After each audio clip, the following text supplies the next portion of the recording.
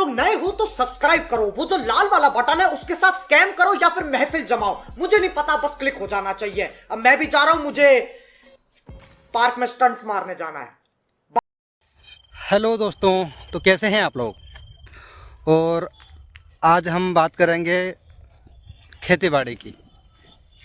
तो आज मैं आया हूँ मैं अपने खेत में, जहाँ पे अभी गेहूँ बोने की तैयारी चल रही है। और यहाँ पे बता दूँ, यहाँ से ये जो भी ज़मीन दिख रही है आपको, यहाँ से लास्ट तक जहाँ पे नज़र जा रही है, ठीक, यहाँ पे हमारा कम से कम 6 एकड़ ज़मीन है। ठीक है, 2-3 जगह हैं। 6 एकड़ यहाँ पे, 6-7 एकड़ कहीं और 3-4 जगह पे है। तो यहाँ पे क्या है कि आज ट्रैक्टर आने वाला है अभी, जिसमें हम गेहूँ बोएंगे। तो इसलिए अभी क्या है, अभी इसमें तिलहन की फसल थी हमारी। तो 10-15 दिन पहले तिलहन की फसल हमने निकाली है। फसल निकाल के अब थोड़ी बारिश हो गई थी, तो ये सिंचाई के लिए हो गई। अभी ट्रैक्टर आ रहा है इसमें, तो गेहूं की फसल बोएंगे। क्योंकि वैसे गेहूं का रेट जब गेहूं निकल जाता है तो सरकार क्या करती है, क्योंकि जब फसल गेहूं घर में आ जाता है तो रेट तुरंत गिरा देती है किसानों के लिए। अगर सरकार किसानों के लिए रेट ना गिराए, जैसे अगर आज गेहूं 3,000 या 3,500 या 4,000 रुपये का क्विंटल मिल रहा है, जब गेहूं निकाल ले किसान, तब उसी रेट में अगर गेहूं बेचे ना, तो दोस्तों कभी कोई किसान गरीब नहीं कहलाएगा।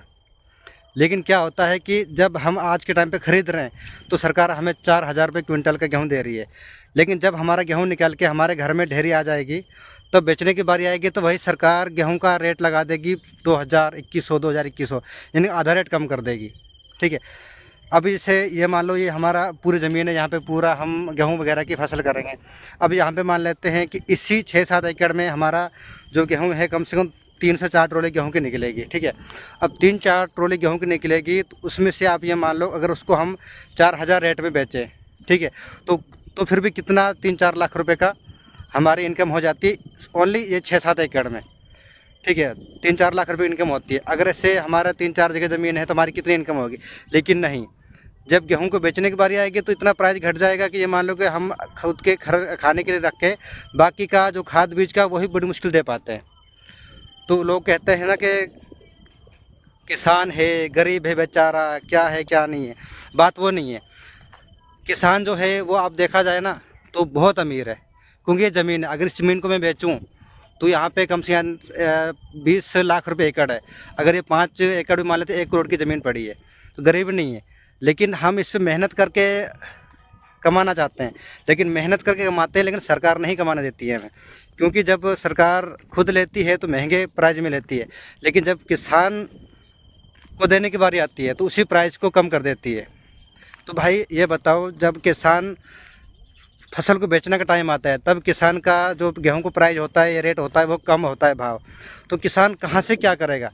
आज के टाइम में देखिए, जैसे फसल खड़ी है, ठीक है, ये धान वगैरह खड़ा है प्रेजेंट टाइम पे, तो अभी जैसे धान पक चुका था, लेकिन अभी 4-5 दिन लगातार बारिश हुई, तो बारिश के कारण क्या हुआ कि जो धान की फसल है वो बहुत सारे लोगों की ख़राब हो गई। और ज़्यादा नहीं तो 3-4 लोगों ने क्या है कि सुसाइड कर लिया, क्योंकि उनका पूरी मेहनत जो होती है ये फसल में रहती है। पूरी मेहनत अपनी पूरी जी जान लगा के फसल करते हैं, लेकिन लास्ट में आके अगर फसल किसी भी कारण से ख़राब हो जाती है, तो क्या होता है कि किसान के पास क्या रास्ता बचता है, आत्महत्या करने का रास्ता बचता है। क्योंकि अब वो क्या करेगा, जब किसान की फसल 3-4 महीने मेहनत की और वो फसल भी ख़राब हो जाए, ख़राब होकर अगर फसल ख़राब होगी, उसका जो खाद का बीज का बाकी पेमेंट है वो किसान कहाँ से करेगा, क्योंकि उसकी फसल तो ख़राब हो गई।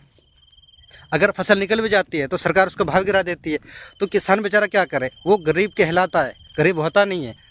गरीब हम होते नहीं है, हम गरीब बनाए जाते हैं, क्योंकि हमें सरकार गरीब बना रही है, ना कि हम खुद गरीब हैं। ठीक है दोस्तों, तो सपोर्ट करो आप। और ऐसा हो कि जैसे अगर किसान मेहनत करके अगर कुछ मेहनत करके गेहूँ या कोई फसल तैयार कर रहा है, तो उसकी मेहनत के हिसाब से उसको पैसा दिया जाए। कम से कम इतना जितना उसने मेहनत की उतना उसको तो पैसा मिलना चाहिए ना। हम नहीं बोल रहे कि हमें, अगर हम 5 एकड़ ज़मीन करें, 5 एकड़ में हमारी जो फसल होगी हमें करोड़ों की फसल मिले, वो नहीं बोल रहे हैं। लेकिन कम से कम इतना तो मिलना चाहिए ना कि जितना हमारा हक बनता है, हमारे हक का हमको मिलना चाहिए। तो दोस्तों सपोर्ट करना, और क्या कैसा लगा आपको वीडियो वो भी बताना दोस्तों। जय बाबा की दोस्तों। तो दोस्तों मैंने जैसे भी कोई बात कही है ठीक है, आपको कुछ बोला है जो मेरे माइंड में मेरे को लगा, मैंने वो बताया है। तो मेरी बातों से किसी भी प्रकार से किसी को भी अगर किसी को ठेस पहुंची हो या किसी को बुरा लगा हो मेरी बात का, तो उस चीज़ के लिए मैं माफ़ी मांगना चाहूँगा, क्योंकि मेरे को जो सही लगा मैंने वो कहा। लेकिन ज़रूरी नहीं है कि जो मैं बोल रहा हूँ तो वो सबको सही लगे। तो मैं माफ़ी मांगना चाहूँगा अगर किसी प्रकार से किसी को भी मेरी बातों से ठेस पहुँचा हो तो।